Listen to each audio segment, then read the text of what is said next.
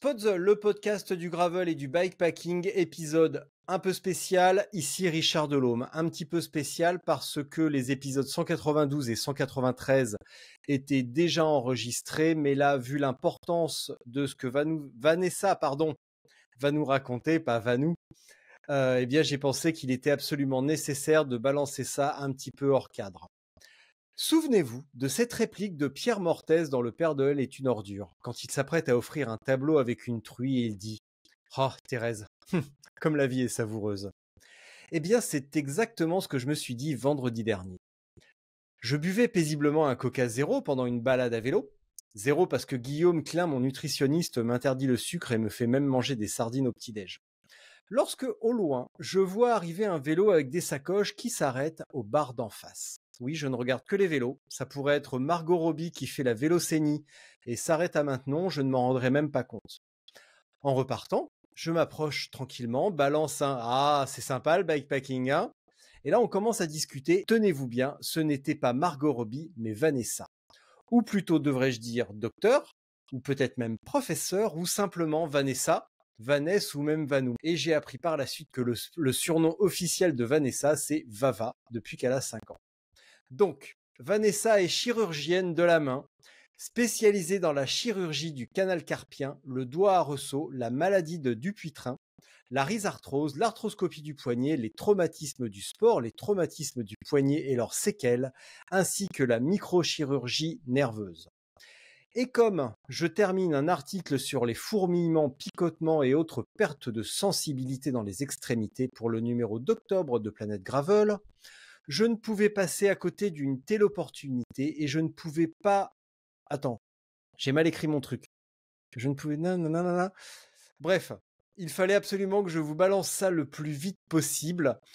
Question de santé publique en quelque sorte. Et maintenant, mesdames et messieurs, sous vos applaudissements, le docteur Vanessa Costil. Alors j'avais prévu un effet de dingue, mais en fait j'avais pas bien synchronisé mon truc, j'avais prévu de mettre des applaudissements et tout. Bon, c'est pas grave, ça va. Bonjour Richard. Ça va mieux ? Attends. Sous vos applaudissements, mesdames et messieurs. Attends. Putain, ça marche pas. Ça a marché la semaine dernière. Voilà. Vanessa Costil, les gars. Mesdames et messieurs, Vanessa Costil. Bah voilà, ça marche aussi. Bonjour Richard, ça va ? Merci pour cette écoute, jolie présentation. depuis hier, Merci, c'était très très Est-ce que sympa. c'est fidèle à la réalité ? Ouais, pas mal. La présentation professionnelle, oui, parce que j'ai fait un bête copier-coller de ce que l'on voit sur les lieux de médecine où tu interviens. Donc là, j'ai rien inventé. Mais notre rencontre La à Maintenon, vélocénie. c'était plutôt ça, non ? C'était exactement ça. Et la discussion qui s'en est suivie sur les canaux carpiens et nerfs ulnaires. Ouais. Alors, je m'étendrai pas sur les raisons qui m'ont obligé à te parler de mes douleurs au poignet, mais peu importe. En tout cas, tu faisais la vélocénie, tu es parti sur un coup de tête jeudi soir sur un coup de tête, tu t'es dit demain matin, je pars pour la vélocénie en 2 fois 200 et 1 fois 90. Nous y reviendrons plus tard parce que ta passion pour le vélo est aussi dévorante que récente et tu te plonges à corps perdu là-dedans. Donc, tu as découvert récemment les bienfaits et les joies du bikepacking, de l'aventure, et comme si j'ai bien l'impression, tu en redemandes. Tu es extrêmement fière et extrêmement satisfaite de ce que tu as vécu ce week-end. Mais si tu veux bien, dans un premier temps, nous allons parler de traumatisme, de compression nerveuse, de canal carpien et peut-être même de tendinite. Alors, Vanessa, si on reprend cette vieille phrase qu'on retrouve régulièrement sur les réseaux sociaux. Bonjour à toutes et à tous. Je fais du vélo régulièrement, mais au bout de quelques kilomètres, je ressens quelques fourmillements, picotements ou même une perte de sensibilité dans les doigts, un petit peu dans les pieds et très éventuellement un petit peu dans la nuque aussi. De quoi ça vient ? En fait, on a des positions un peu contraintes sur le vélo et on va, au fur et à mesure d'une promenade, d'une route, comprimer certains endroits du poignet où tu vas avoir des nerfs qui passent. Et la compression de ces nerfs, ça va donner 2 choses, des problèmes sensitifs Donc ces sensations d'engourdissement que nous on appelle des paresthésies et ces phénomènes moteurs parce que parfois on a du mal à se servir du pouce et de l'index, suite à cette Mmh. compression parce que les nerfs, ils ont un côté sensitif, mais aussi un côté moteur où ils vont te faire bouger les doigts. Et ça, c'est lié, chez les cyclistes en tout cas, essentiellement à la compression directe, du canal carpien sur le guidon. Est-ce que tu peux revenir un petit peu parce que bon, on en a déjà maintenant parlé hier et dans l'article dans Planète Gravel pour simplifier et vulgariser au maximum, j'ai repris l'exemple du docteur Spock de Monsieur Spock avec le salut Vulcain et finalement bah, qui dans un contexte plus compression nerveuse pour les cyclistes serait comme ça.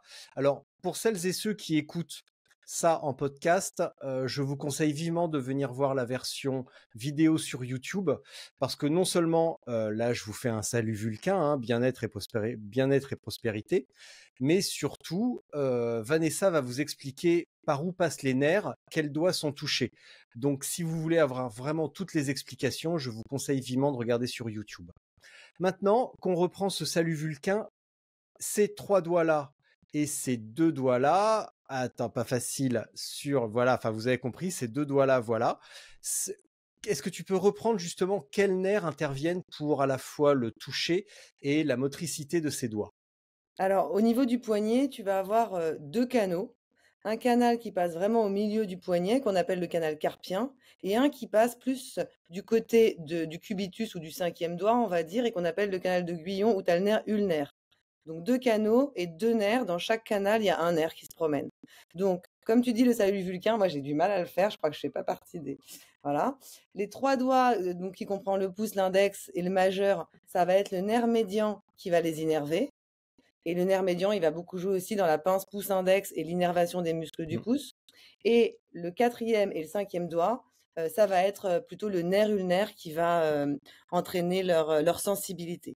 Après, pour la motricité, ça va être différent, mais c'est surtout ça, Alors en quoi c'est différent? pour faire simple. Je te l'ai dit tout à l'heure, il faut être précis là, il faut aller dans les détails, on Ouais, a le mais après, temps. c'est un peu compliqué parce que le nerf ulnaire, il va jouer aussi sur certains aspects de certains tendons du pouce, et cetera. Mais Mmh. en gros, au niveau de la motricité, tu as plutôt des problèmes de ta pince pouce-index quand tu as un problème de ton canal carpien, de ton nerf médian, et tu as les 3 premiers doigts qui fourmillent.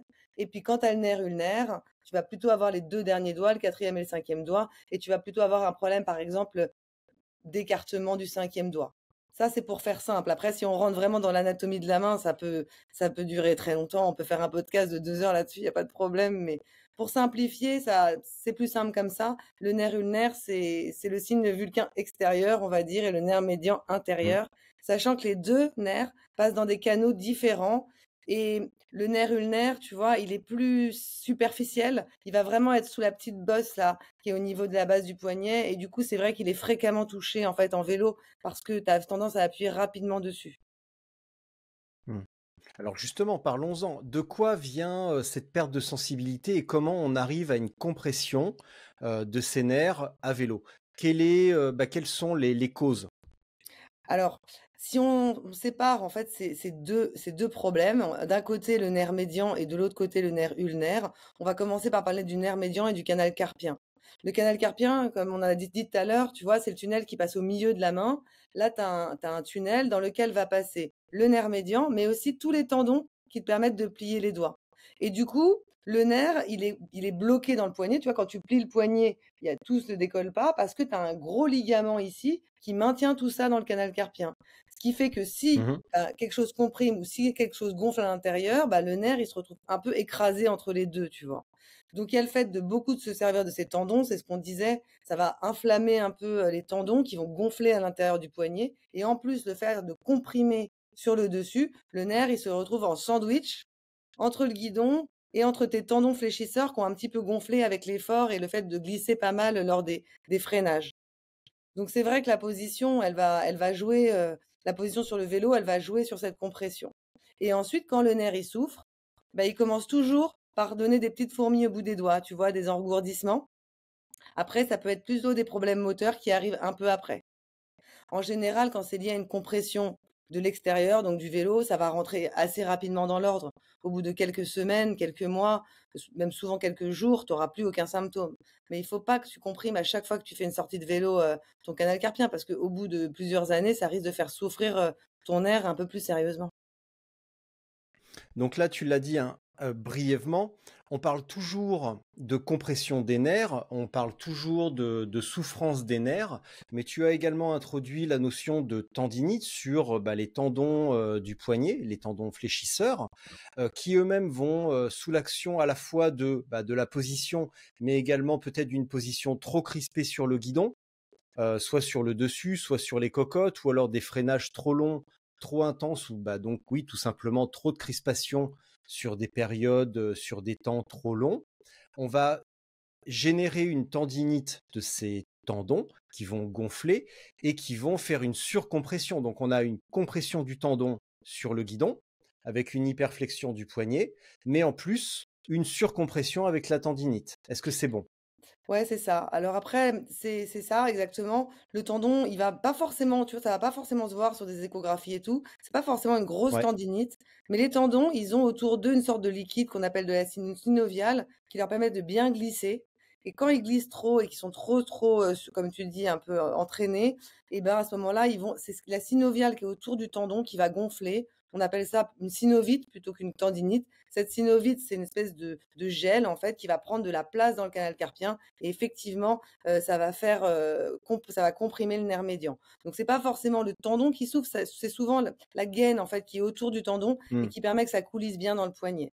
Mais ça arrive, plutôt secondairement chez des gens qui font, beaucoup de vélo depuis de nombreuses années. C'est pas au bout d'une sortie. En général, quand tu as une sortie de quelques heures et que tu as des fourmillements, c'est essentiellement positionnel.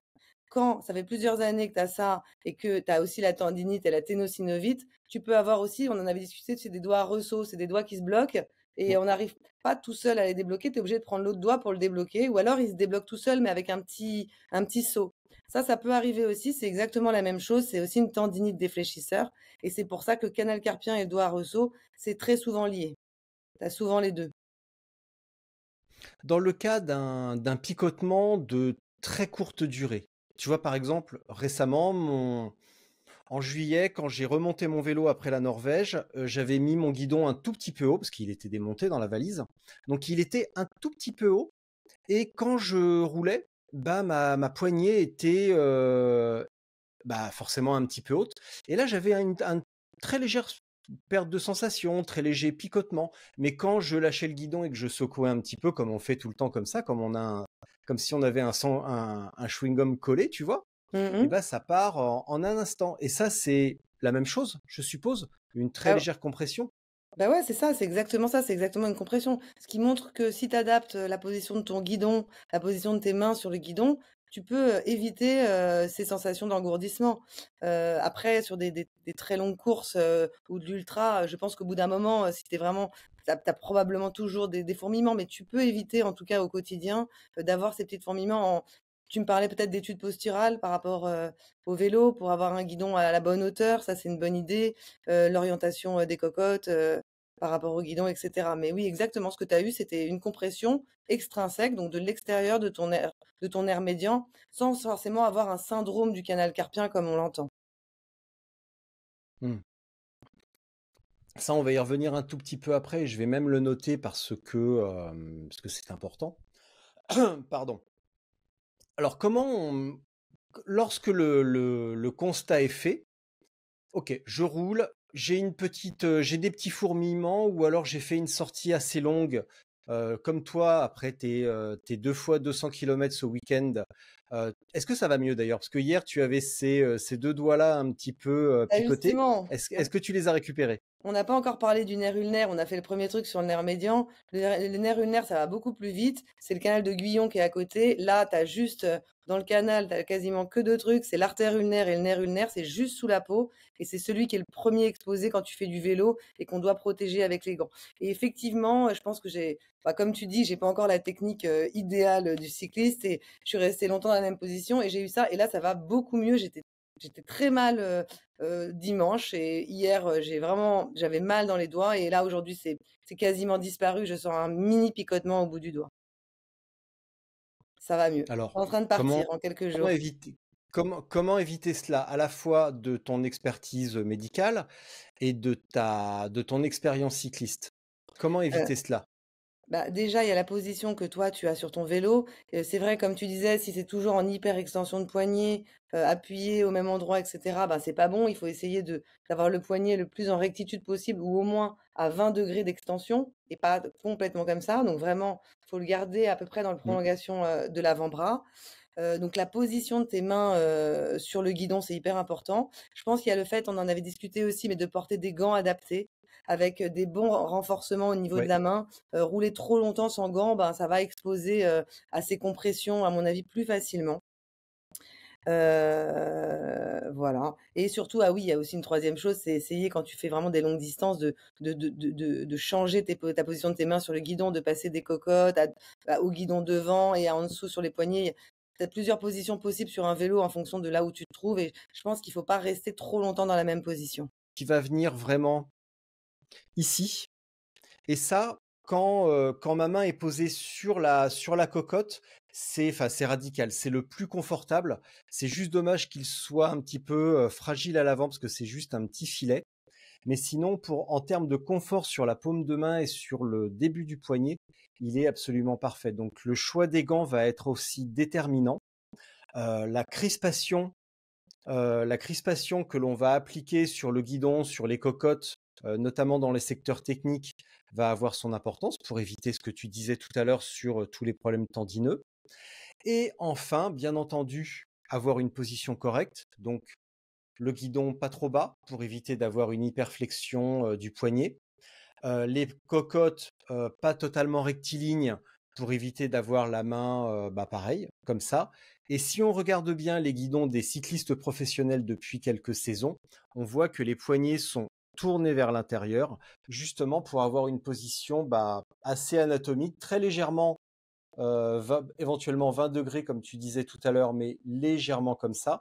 Alors pour les pros, il y a aussi un intérêt aérodynamique, mais je pense qu'il y a aussi une petite découverte de confort, parce que tout simplement, la main vient vraiment englober comme ça la poignée, et c'est vrai que c'est super agréable.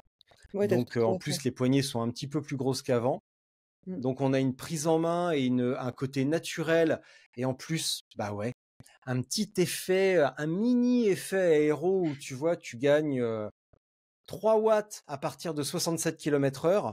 Franchement, ça vaut le détour. Quand même, ça vaut le coup quand même d'orienter ses poignets. Donc, il y a plein de petits trucs à faire. Avant d'avoir fait ces trucs-là, on a le constat d'une douleur, d'un picotement qui persiste. Ça dure combien de temps? Tu l'as dit un petit peu, mais est-ce que tu peux aller plus loin? En fait, ça revient assez rapidement en général, tu vois? Moi, j'ai roulé ce week-end et là, c'est en train de partir au bout de 2 jours, donc au bout d'un moment, déjà, au bout d'une semaine, tu plus trop censé avoir de signes, mais chez certaines personnes, ça peut durer. Les nerfs, ça peut être un peu long. Je pense qu'il faut s'inquiéter au bout de Ouais, 2 mois. 2 mois, tu toujours pas, récupéré.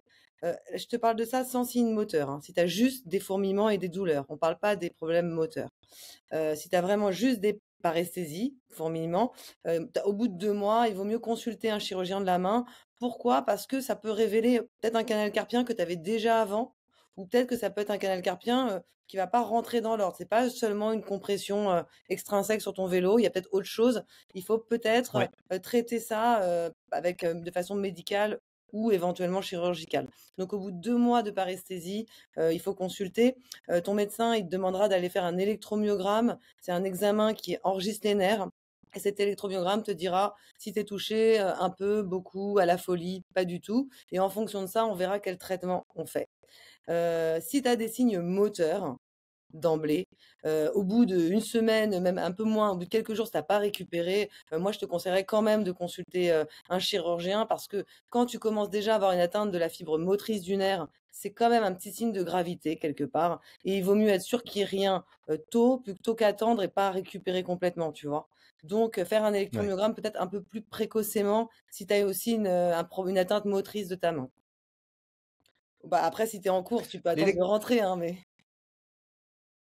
Oui, bah oui. Ah, je reviens, les mecs, je vais faire un électromyogramme. ouais, c'est ça. Ah bah non, nous, on va à la station-service acheter des sandwichs. Ah bah, Chacun son truc, hein. Ouais, je suis pas sûre. L'électromyogramme, tu l'as dit, il sert à détecter une atteinte autre. Donc là où la pratique du vélo aurait révélé un problème qui est déjà existant, mais qui a une origine autre. Et là, le vélo sert juste de révélateur. Donc je suppose que tu parles de tout ce qui peut partir du rachis et de la source du système des terminaisons nerveuses. Bah, en fait, tu as 2 types de choses. Soit tu as quelqu'un qui avait déjà un syndrome, soit un problème d'arthrose cervicale, soit un problème de névralgie cervico-brachiale, soit un problème, de ténosynovite du poignet qui avait déjà une atteinte de son nerf a priori et qui a été révélée par la pratique du vélo. Soit tu as des gens qui Mhm. pratiquent tellement le vélo qu'au bout de quelques années, ils se causent ces problèmes-là, tu vois? Au début, c'est juste une simple compression qui part, qui est extrinsèque, puis au fur et à mesure des années, ben, tu uses ton nerf et là, il y a quelque chose à faire. Donc tu as les 2 choses. Mais effectivement, ça peut révéler, des problèmes plus hauts. C'est ce que je te disais, le nerf, il peut être comprimé à plusieurs endroits. Comme un tuyau d'arrosage dans le jardin, il y a plusieurs pierres qui empêchent, l'eau de couler, au bout du tuyau d'arrosage. Le nerf, c'est pareil. On lève les pierres petit à petit et on trouve les pierres. Donc, pour le nerf médian, les fourmillements des 3 doigts là, du signe de Vulcain, tu peux être comprimé au niveau du poignet sur le guidon, mais tu peux être comprimé aussi au niveau du coude et aussi au niveau des cervicales. Donc là, on n'est plus au niveau du nerf, mais à la sortie de la racine de son trou de conjugaison avec de l'arthrose et des hernies, etc. Ça peut être comprimé. Et chaque compression a un traitement différent. Mais c'est pour ça qu'il vaut mieux consulter un médecin au bout de quelques temps pour qu'il trouve où est ton problème. Alors, à l'instant, on a donné quelques pistes de réflexion et de solutions pour soulager ces problèmes. À l'instant également, tu viens de dire que ça peut venir également du coude. Et hier, quand on a parlé des prolongateurs pour la longue distance, tu as dit attention, ça peut aussi provoquer un petit blocage à ce niveau-là. Ouais. Donc, pour les longues distances, je rappelle pour celles et ceux qui écoutent et qui ne maîtrisent pas encore l'ultra ou le long, qu'on va parfois utiliser des prolongateurs qui ne sont pas comme en triathlon ou en cyclisme sur route, en contre-la-montre ou piste, là pour un avantage aérodynamique, mais bien là pour justement poser les mains, poser les avant-bras sur un repose-bras et pouvoir relâcher la main et décontracter un petit peu le poignet, décontracter un petit peu les doigts. Il y a un mini effet aéro, évidemment, parce qu'on réduit la surface frontale, mais quand même, l'objectif principal des prolongateurs en ultra et en long, c'est la réduction des compressions au niveau du poignet et la crispation des doigts. Quand ça ne passe pas, que l'on a consulté un chirurgien de la main, quelles sont les options? Toi, qui as visiblement traité, comme tu m'as dit, pas mal de canaux carpiens ce matin, quels sont les traitements quand décidément ça ne passe pas? On Bah, fait quoi? quand ça passe pas, que tu vas voir ton chirurgien ou ton médecin généraliste, hein, qui te prescrit de l'électromyogramme. Après avec l'électromyogramme, tu vas voir le chirurgien et on fait pas tout de suite de la chirurgie, pas toujours en tout cas. Si le canal carpien, il est juste débutant, tu peux très bien faire des infiltrations de corticoïdes. Les infiltrations, en fait, ça se fait au cabinet, sous échographie et on va mettre autour des tendons un corticoïde, c'est un anti-inflammatoire qui va faire baisser l'inflammation dont je t'avais parlé tout à l'heure autour des tendons de la synovite et en général, Oui. ça revient dans l'ordre assez rapidement et ça peut te laisser tranquille pour quelques années, voire pour toujours. Si ce traitement il fonctionne pas ou bien si sur l'électromyogramme, tu as des signes un peu de gravité comme une atteinte motrice par exemple ou une compression qui est assez sévère, il vaut mieux, opérer, directement. Ça se discute avec ton chirurgien, chaque personne est différente. Mais effectivement, on peut, proposer au début un traitement médical avec des attelles éventuellement si les gens sont réveillés la nuit et des infiltrations. Également, parce que hier quand on a blablaté un petit peu après l'épisode, tu m'as dit: «Tiens, j'ai oublié un truc». Dans le cas d'une douleur, après une grosse sortie ou après un trip, bikepacking, si on a une douleur, le type de douleur qui vient à réveiller la nuit, tu m'as dit: «La position attelle avec le poignet légèrement, surélevé à 20 degrés comme ça, avec une attelle, ça permet de soulager». Ça peut soulager, les choses parce qu'en fait, tu vois, le canal carpien, c'est une compression ici et quand on dort tous un petit peu, tu sais, on se met comme ça en boule, tout le monde se met un petit peu en et donc pendant la nuit, tu vas encore plus comprimer ton canal carpien. Donc le fait de détendre, de mettre une attelle la nuit, dans les suites comme ça d'une compression, ça peut un petit peu soulager, les choses. C'est pas valable chez tout le monde, mais il y a des personnes chez qui ça marche, donc ça vaut le coup d'essayer. Donc faut acheter une attelle en pharmacie et la porter juste la nuit, mais ça peut aider, ouais, au début.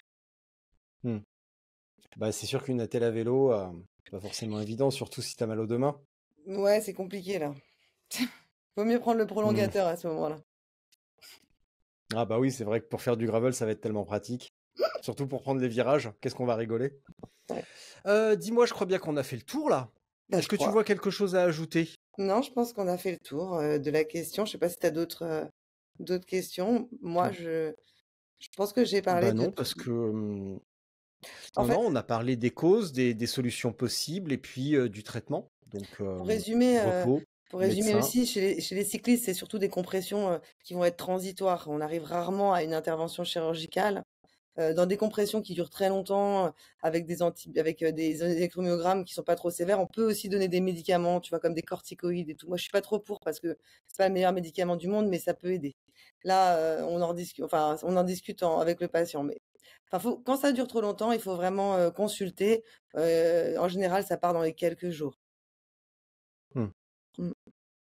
Bah, dans le cas du bikepacking, là, tu vois, je suppose que les participants de la French Divide, qui s'est arrêté il y a quelques jours, je suppose que la plupart ne sentent pas encore leurs doigts, mais ça va revenir.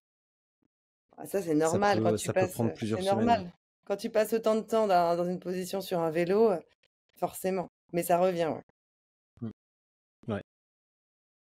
Bien, et ben maintenant, on va parler de toi. Donc, Vanessa, Vava, hein?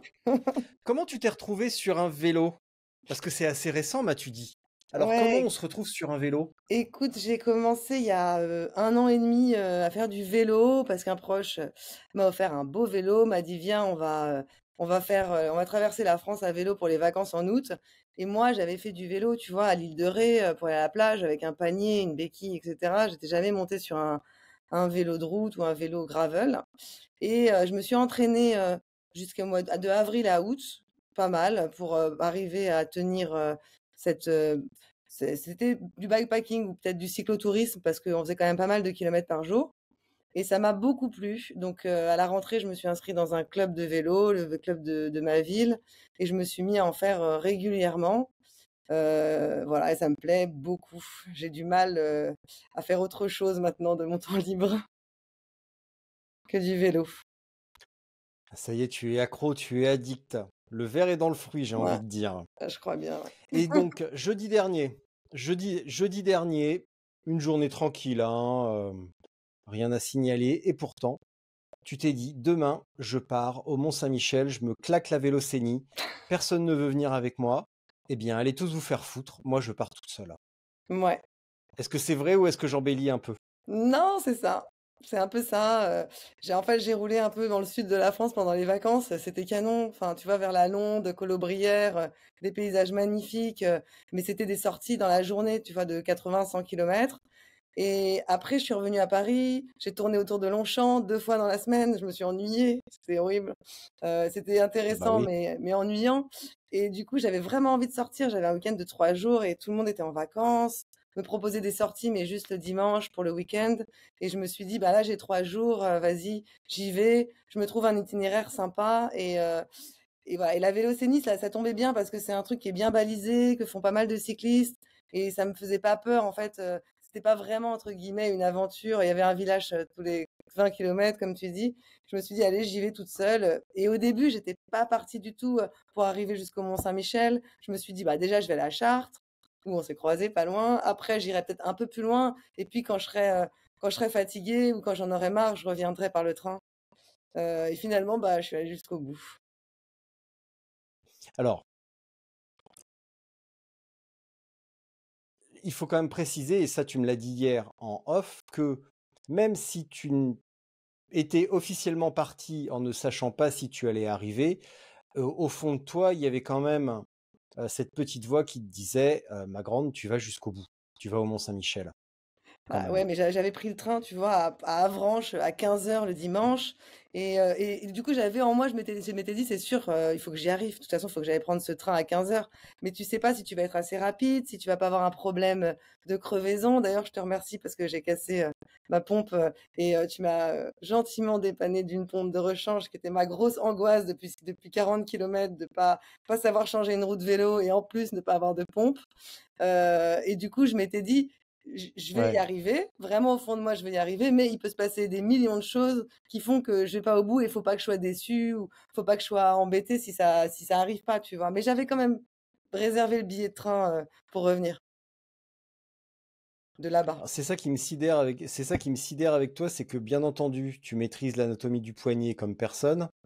Tu es capable d'opérer, et on en a rigolé, évidemment, quand on a parlé un petit peu de tubeless, tu es capable d'opérer un poignet, de zigzaguer, de slalomer entre les tendons. Par contre, démonter une chambre à air, c'est l'angoisse totale. Tu m'as fait rire, Mais quand non, même. mais c'est parce que je l'ai jamais fait toute seule. En fait, je pense que quand ça arrivera, je le ferai. Mais ouais, je sais, c'est bizarre, mais ça m'angoisse. Bah, il Pour faut pas, l'instant, je t'inquiète croise les pas. doigts pour pas Je crever. pense. J'ai eu de la chance sur la Alors, vélocénie. n'étant pas chirurgien de la main, bien entendu, quelque chose me dit que changer une chambre à air ou monter un pneu en tubeless, c'est plus facile que opérer une main. Mais Écoute, ça, évidemment, je suis pas je n'en suis sûre, pas hein. sûr. Je suis pas sûre parce que tu sais quoi, en Ah fait, bon? opérer finalement, bon, il y a des chirurgies compliquées, mais la plupart de la chirurgie, c'est assez simple. En chirurgie, ce qui est difficile, c'est de poser le bon diagnostic et d'opérer les bonnes personnes. Après, une fois que tu as appris le geste et que tu l'as fait des milliers de fois, c'est facile. Et j'avais un de mes professeurs en fac de médecine, il me disait, on pourrait apprendre à un singe à opérer, de toute façon, il le ferait. C'est pas ça l'important de la chirurgie, c'est le diagnostic que vous allez poser et trouver la bonne opération pour le bon patient, tu vois. Donc finalement, c'est changer une chambre à air, je pense que c'est comme opérer un canal carpien. Finalement, ça doit pas être beaucoup plus facile, hein. C'est le même genre. Alors, Le si on canal reste carpien, dans c'est plus facile. l'analogie, la chambre à air, c'est très con parce que t'enlèves et tu remets, voilà. Après, il y a une petite difficulté, c'est que si tu t'y prends mal, notamment si tu oublies de regonfler un tout petit peu, tu peux t'acharner à mettre la chambre dans le pneu et après faire un petit pli et la pincer avec ton démon de pneu. Mais par contre, ce que tu viens de dire, ça s'applique beaucoup plus au tubeless, où souvent on entend des critiques, tu vois, un petit peu binaires, du style c'est de la merde, ça marche pas, et de toute façon on crève quand même avec le tubeless. Et ben en fait, quand on maîtrise un petit peu son affaire, on se rend compte qu'il y a plusieurs degrés de gravité et que selon la gravité de la crevaison, ou de la non-crevaison d'ailleurs, parce que généralement on va même pas s'en rendre compte, et ben on va appliquer une méthode différente. Et ça, c'est vraiment le fruit de l'expérience et d'un bon apprentissage. Mmh. Mais on en reparlera parce que visiblement, je suis la personne toute désignée pour t'apprendre à monter tes pneus. Donc tout va bien se passer. Bah, ouais.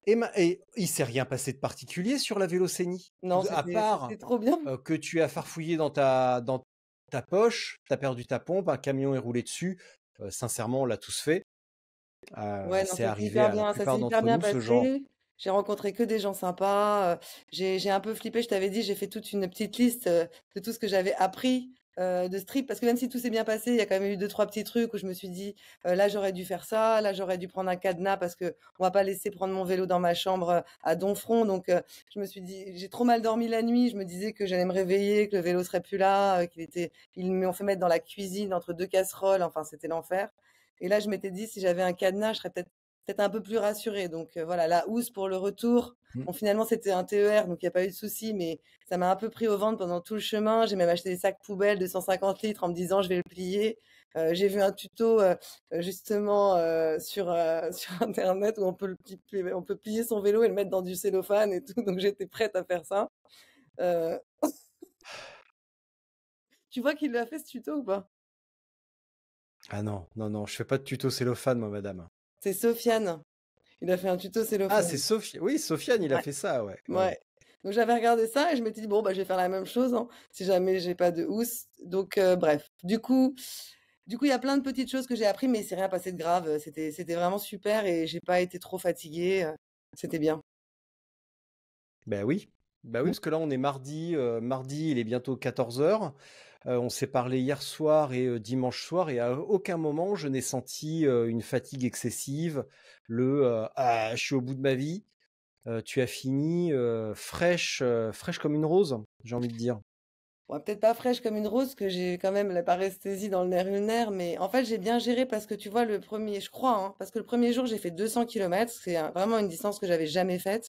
Le deuxième jour, j'ai fait 160 à peu près et c'était quelque chose que j'avais déjà fait, donc qui me faisait moins peur. Et puis le dernier jour, il y avait plus que 100, donc finalement, c'était en dégressif, comme ça passait vite. Je pense si j'avais fait l'inverse, j'avais fait quelques kilomètres au début et j'avais gardé tout pour la fin, je serais arrivée vraiment pas bien. Du coup, c'était pas mal de gérer ça comme ça. Et non, là, je suis pas fatiguée. J'ai encore envie de rouler là. Pas de blessure, bon, à part cette petite paresthésie, Non, aux 2 doigts, pas de douleur, cervicale, fesses, genoux, non, rien? tout va bien. Prête à repartir ce week-end alors? Ce week-end, ouais, je pense. Ce week-end ou le week-end Ce prochain, mais week-end ou dans 2 semaines? bah, je sais pas trop encore, mais ce week-end, il y a des chances que je fasse une sortie, mais peut-être que je vais faire une sortie club de 100 km dans la vallée de Chevreuse avec mon club de vélo. Ou alors, c'est ce que je te disais, j'irais bien à Deauville manger des fruits de mer. En partant tôt le matin, je pense que je peux arriver pour pour le dîner.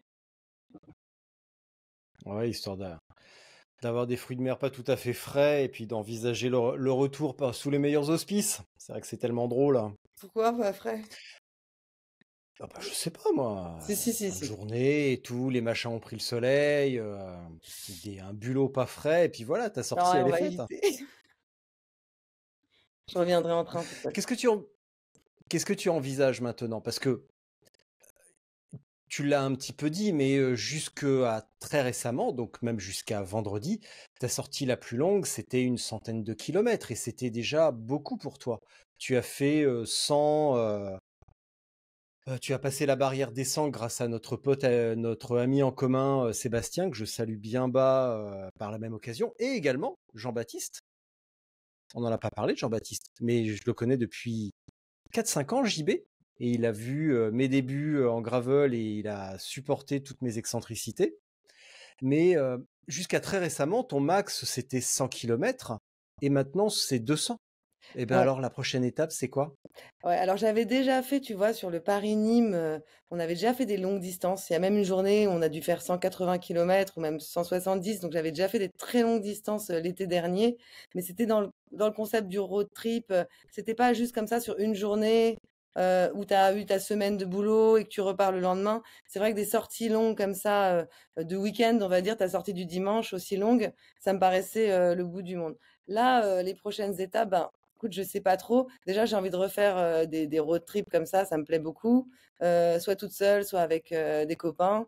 J'adore. Et puis pourquoi pas faire des petites courses. On en avait parlé, notamment en Espagne l'année prochaine. Mais pour ce genre de choses, il faut que je m'entraîne parce que je suis vraiment débutante dans le vélo. J'ai une technique qui est pas terrible et il y a plein de trucs à améliorer avant de me mesurer à d'autres personnes, je crois.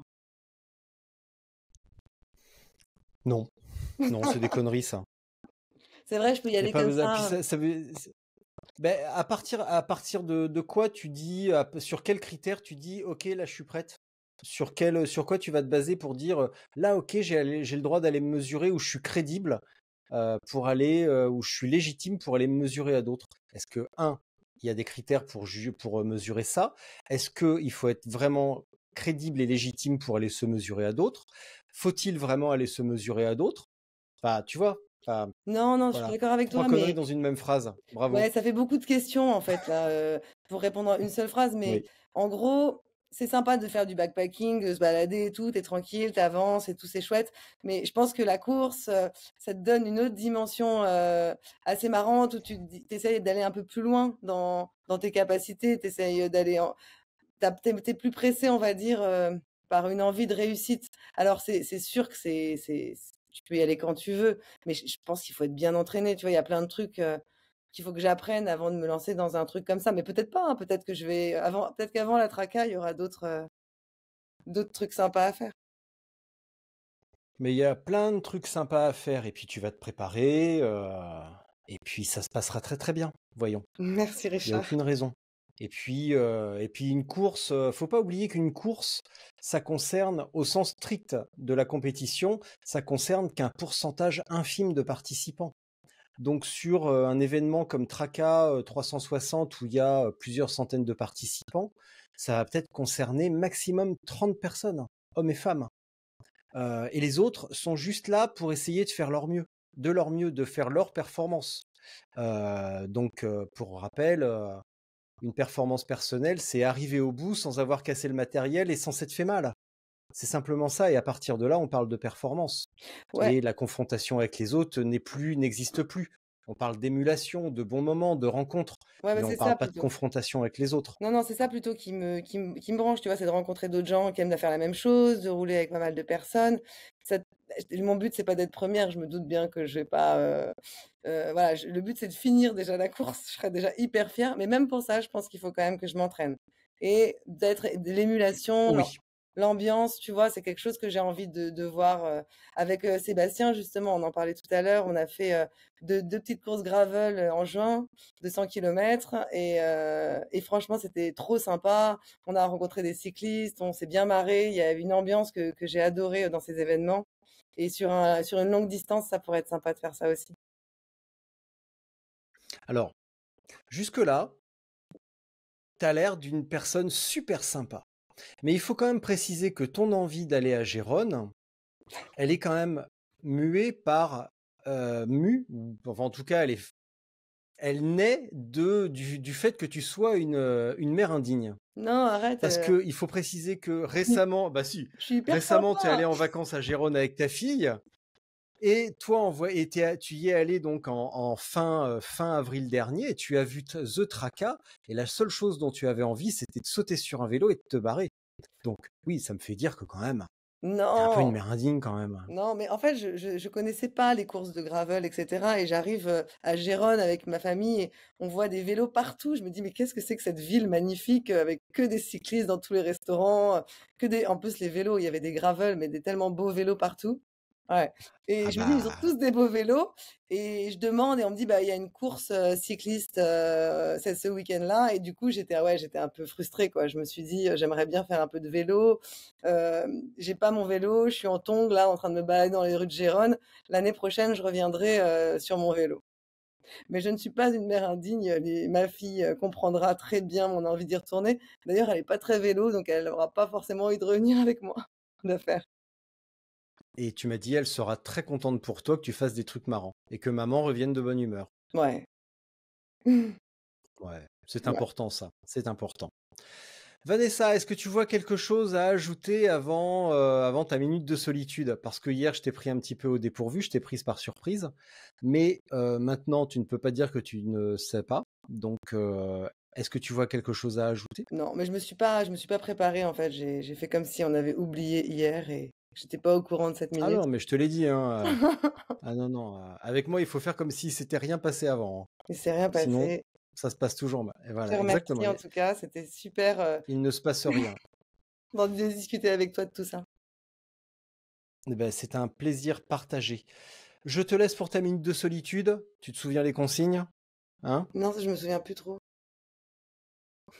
Et ben, quand t'as fini, tu restes là quand même. Et je reviens après. D'accord, ok. Bon, bah, il est vraiment parti comme hier. Bon, bah, écoutez, j'espère que, bah, ça vous a bien servi, que j'ai éclairé quelques questions, sur le sujet du canal carpien. Faites attention, à vos mains. Quand ça commence à fourmiller, il est déjà un peu trop tard, mais on peut toujours changer la position des mains sur le guidon. Moi, je vais faire, beaucoup de vélo, je pense et je suis partie pour de prochaines aventures et je remercie Richard, de m'avoir fait participer à ce podcast, c'était super. Merci.